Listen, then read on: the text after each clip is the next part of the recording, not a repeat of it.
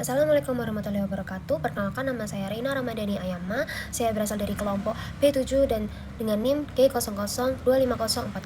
Dan di sini saya akan menjelaskan situs facialis atau yang kenal kita di sini bakal mempelajari untuk situs facialis secara lengkap, muskulis secara lengkap, dan neurovaskularisasinya. Nah, kita perkenalan dulu. Jadi muskulofacialis itu di sini kita akan mempelajari otot-otot yang ada di wajah kita. Nah, kalau otot yang ada di wajah kita itu dibagi menjadi 4, yaitu kelompok orbitalis, kelompok nasalis, kelompok oralis, dan kelompok muskuli lain. Bisa kita lihat ini muskulus-muskulus yang ada di wajah kita secara itu, dan secara garis besarnya ini secara lengkap. Kemudian yang pertama ada di kelompok orbitalis. Kelompok orbitalis itu yang ada di rongga-rongga mata. Nah, muskulus yang bekerja pada di kelompok orbitalis ini ada muskulus orbicularis oculi, itu yang mengelilingi di adductus orbitae seperti picture. Nah, pengontrol dari otot-otot wajah itu sendiri itu semuanya berasal dari nervus facialis ke-7. Kemudian di musculus orbicularis oculi ini dia itu berfungsi sebagai di bagian pars orbitalis itu untuk menutup palpebra dengan kuat, terus di bagian pars palpebralis itu untuk menutup palpebra dengan lembut dan menstabilkan palpebra inferior, membantu berkedip seperti ini. Kemudian pars lacrimalis itu ini belum sepenuhnya dipahami, tapi mekanisme hisap tekan yang mendorong air mata melalui canaliculi lacrimalis menuju sakus lacrimalis, atau dia merangsang keluarnya air mata atau ketika kita menangis gitu. Kemudian di kelompok orbitalis ini tuh selain ada musculus orbicularis oculi, dia juga ada musculus corrugator supercili. Kalau yang di bagian musculus orbicularis oculi itu kan yang ada di sini, yang mengelilingi yang warna biru ini, yang di sini. Nah, kemudian kalau misalnya satunya corrugator supercili, kalau corrugator seperti ini kan di sini, yang ini, yang kecil ini, yang ini. Corrugator supercili itu yang ini, yang kecil. Nah, dia itu bisa kita lihat di gambar, dia itu berfungsi untuk menarik kulit dahi dan alis ke arah pangkal hidung, membentuk lipatan vertikal di atas pangkal hidung.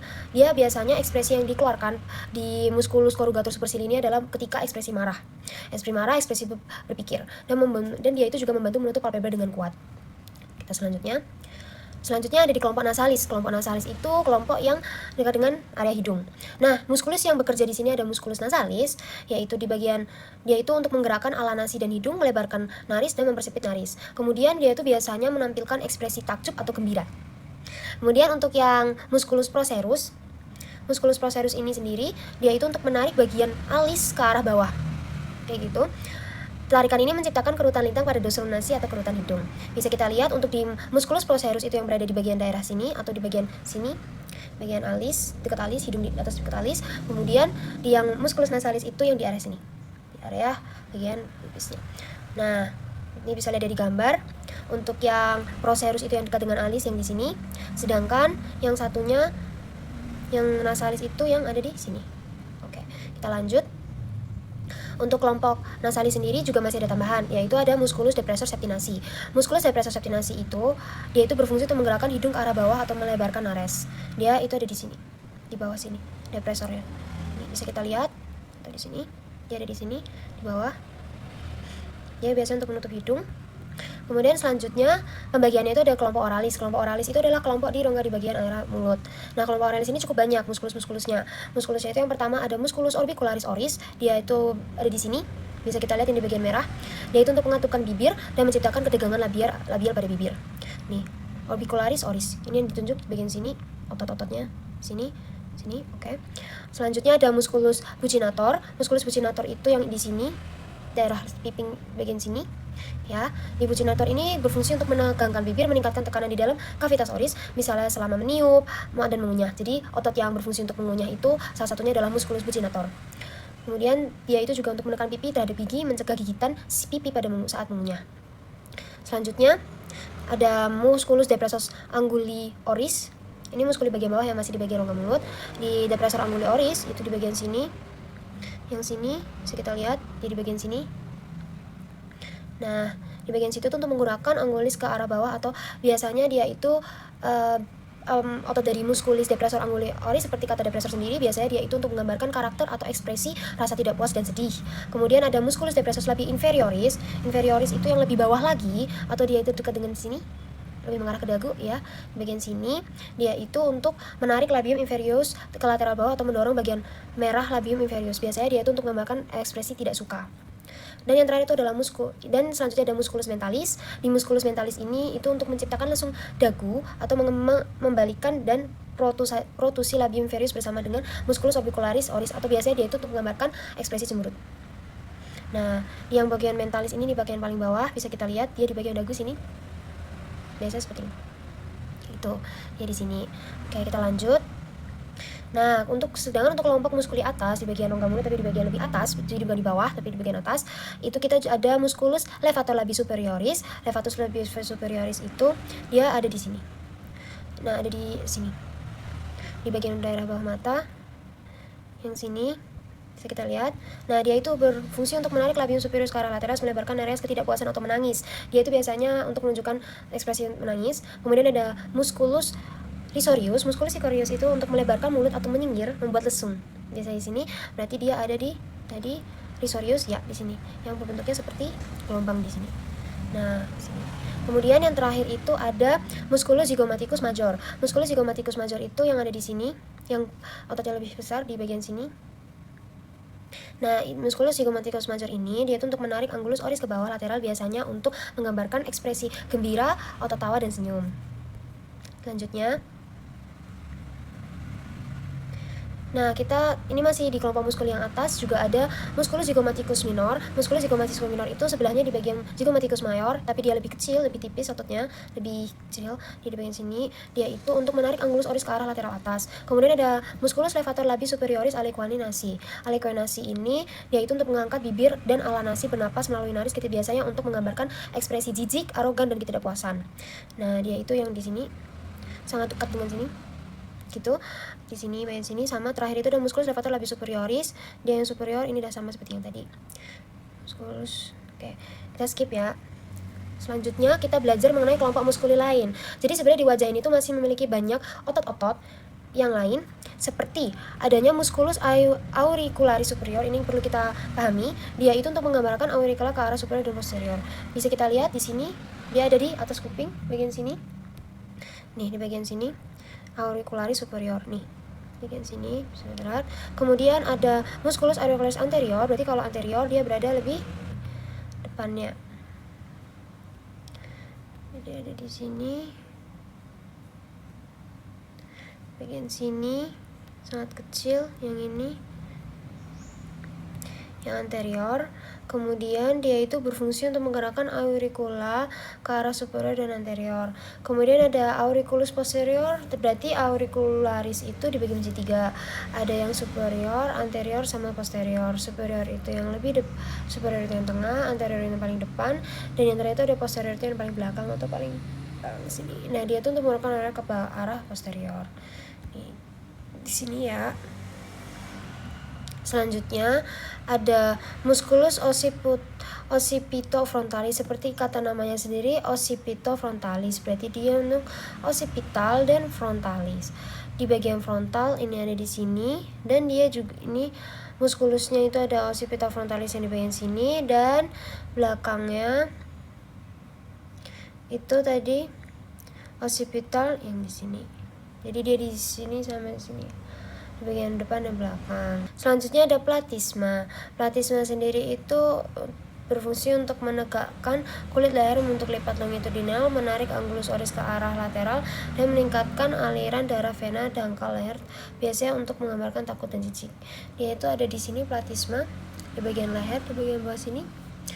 Ya, bisa dilihat di sini platisma untuk muskulinya lainnya.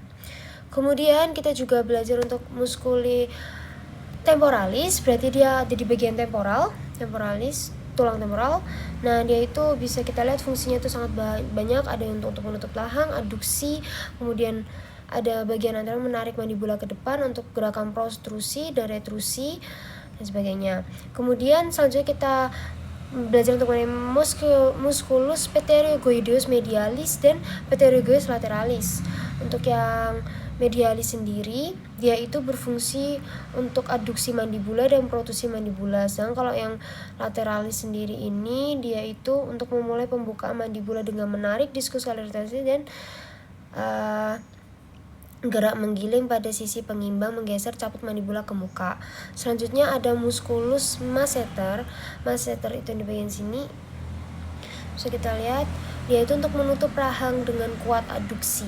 Jadi dia tapi di bagian superficialis itu menarik rahang ke bawah ke depan protrusi dan menutup rahang dengan kuat adduksi. Itu untuk musculus masseter. Selanjutnya, nah ini contoh-contoh ekspresi-ekspresi yang sudah saya tadi jelaskan, seperti ada kalau di bagian occipitofrontalis, musculus occipitofrontalis kan di bagian occipital sama occipital dan frontalis. Nah, dia itu ekspresinya biasanya menggambarkan seperti ini, mengerutkan dahi. Kemudian ada yang corrugulatus supercilii, ada yang procerus, orbicularis sama oculi. Orbicularis oculi itu tadi yang untuk ketika mengerutkan alis ya, dia orbicularis oculi, bisa kita lihat di bagian depan.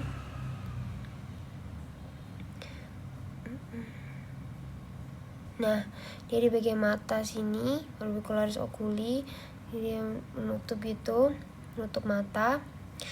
Kemudian bisa dipelajari lagi untuk yang ekspresi-ekspresi wajah seperti risorius itu ketika tersenyum, depressor labiolinterius, risorius itu tersenyum. Kemudian depressor angulioris itu yang untuk cemberut atau sedih, mentalis itu, orbicularis oris itu juga ketika kamu sedang menyujudkan bibir atau memanyunkan dan sebagainya. Ini untuk gambar-gambar ekspresi. Nah, platisma itu tadi yang ada di bagian leher, dia itu untuk menggerakkan bagian leher juga. Kemudian kita lanjut, kita sekarang belajar untuk neurovaskularisasinya dari muskuli sendiri. Jadi neurovaskularisasinya itu dibagi menjadi dua, yaitu ada vaskularisasi oleh arteri dan vaskularisasi oleh vena. Untuk yang vaskularisasi arteri, poin penting dari hal sini itu adalah arteri yang menvaskularisasi wajah terutama itu berasal dari arteri karotis eksterna dan sebagian kecil itu dari arteri karotis interna yang melalui dari arteri opal-timucus. Nah, cabang-cabang yang perlu kita ketahui adalah dari arteri karotis eksterna sendiri adalah arteri thyroidea superior, arteri pharyngeal ascendens, arteri lingualis, arteri facialis, arteri occipitalis, arteri auricularis posterior, arteri temporalis supercialis, dan arteri maxillaris. Bisa kita lihat di sini ada occipitalis yang ada di sini, maxillaris itu yang di sini yang tebal. Kemudian ada arteri occipitalis biasa di belakang sini, dia yang menghubungkan occipitalis. Kemudian ada temporalis superficialis, ini ada di atas, yang di bagian sini, dia yang menghubungkan di bagian sini, dan sebagainya. Itu bisa kita lihat yang terutama untuk yang di bold atau yang dipertebal ya. Arteri facialis itu yang ada di bawah sini, di bagian sini, bisa kita lihat. Nah, selanjutnya kita belajar mengenai vaskularisasi vena. Untuk vaskularisasi vena ini tidak serumit bagian yang arteri. Di vaskularisasi vena ini kita memfokuskan pada vena jugularis interna yang mengalirkan darah dari daerah wajah dan daerah lain di kepala. Nah, vena jugularis interna itu ini bisa kita lihat, dia yang paling tebal di sini, paling tebal, paling besar. Selanjutnya untuk neurovaskularisasi itu ada nervus trigeminus V. Dia itu yang membagi nervus ada V1, V2 dan V3. Nah, kemudian untuk yang nervus ophthalmicus, dia yang ada di bagian daerah depan, paling depan atas sini. Kemudian ada nervus maxillaris itu di bagian tulang maxillaris di bagian sini, dan mandibularis itu yang ada di bawah sini, rahang kita. Kemudian ada plexus cervicalis di bagian leher ke bawah dari sini, dan yang terakhir itu nervus occipitalis major itu yang di bagian occipital atau di bagian belakang kepala. Nah, kemudian untuk neurovaskularisasi ada innervasi nervus facialis 7. Itu yang sebenarnya dia itu ada temporal, zygomatica, buccales, marginalis mandibularis, auriculus posterior. Itu yang perlu itu kita hafalin. Nah, sekian dari saya, itu penjelasan saya mengenai muskuli secara lengkap dengan tambahan neurovaskularisasinya. Terima kasih. Jika bila saya ada kesalahan, saya memohon maaf sebesar-besarnya. Wassalamualaikum warahmatullahi wabarakatuh.